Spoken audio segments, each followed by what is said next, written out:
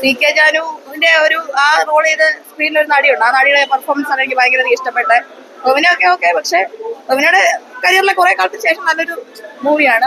പിന്നെ ആ പഴയ ഭാഷ, വയനാട്ടിലെ ആ സംസ്കാരം, അതെല്ലാം നന്നായിട്ട് കാണിച്ചിട്ടുണ്ട്.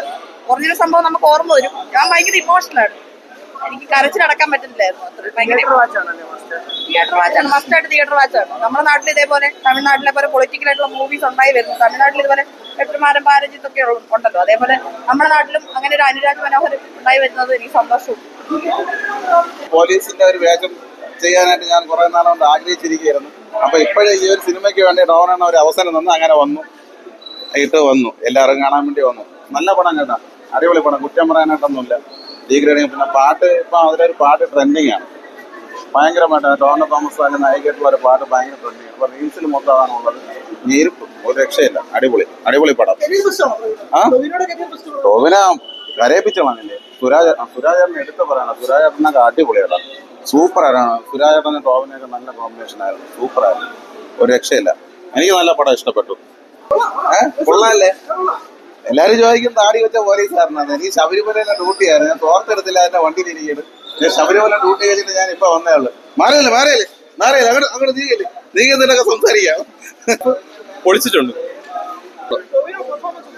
ടോവിനോയുടെ പെർഫോമൻസ് കിടുക്കിയിട്ടുണ്ട്, അതാണ് മെയിൻ ഹൈലൈറ്റ് ഈ പടത്തിന്റെ. ഇമോഷണലാണ്. സെക്കൻഡ് ഹാഫ് നല്ലൊരു ഇമോഷണൽ കണക്ട് നമുക്ക് തരുന്നുണ്ട്.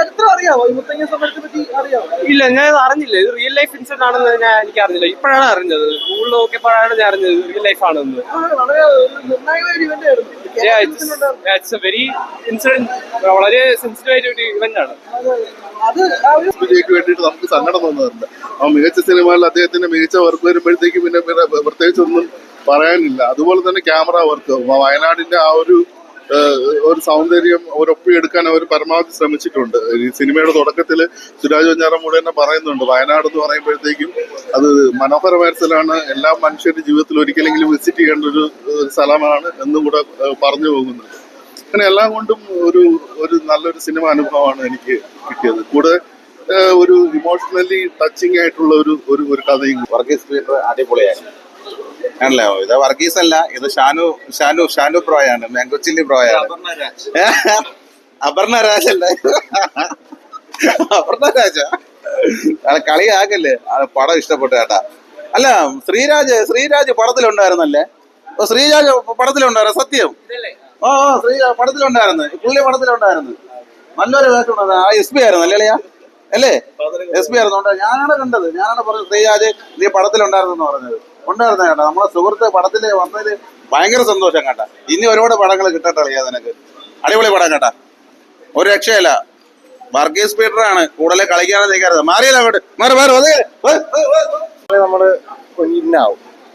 പിന്നെ ട്രൈബൽ നേരിടുന്ന ആ ഒരു വേദനയൊക്കെ നമുക്ക് അനുഭവിക്കാൻ പറ്റുന്നുണ്ട്. Good movie. പെർഫോമൻസ് ഒക്കെ അടിപൊളിയായിരുന്നു. മേക്കിംഗ് ആയാലും എല്ലാം എടുത്ത് പറയേണ്ടതാണ്, നൈസായിരുന്നു. പിന്നെ മ്യൂസിക്കും ക്യാമറ വർക്കും എല്ലാം അടിപൊളിയായിരുന്നു. തിയേറ്റർ വാച്ച് ഡിമാൻഡ് ചെയ്യുന്നുണ്ട്, എല്ലാവരിലോട്ട് എത്തിയാൽ കൊള്ളായിരിക്കും.